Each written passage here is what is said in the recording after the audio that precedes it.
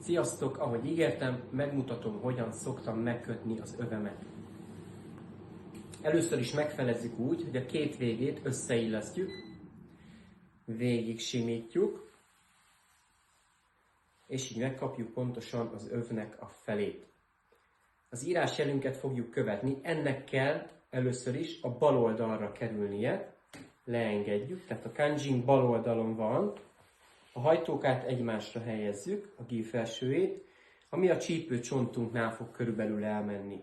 A hajtóka elé fogjuk oda nyomni a megfelezett övet, és így a csípőcsontunkon körbe fogjuk vinni.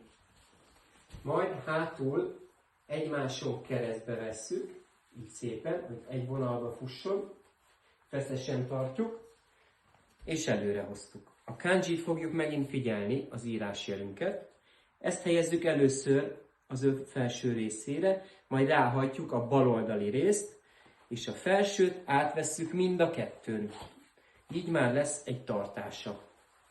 Megigazítjuk, megint a kanjit figyeljük. A kanjit hajtjuk először, majd a jobb oldali övet hajtjuk most rá, és már nem vesszük át az egészen, csak a most meghajtott baloldali öven vesszük át. És meghúzzuk. Egy picit igazítunk rajta, hogy egyforma legyen, és gyakorlatilag láthatjátok, hogy szépen, függőlegesen fut le 3 vonalban, mint egy nyakkendő. Össz.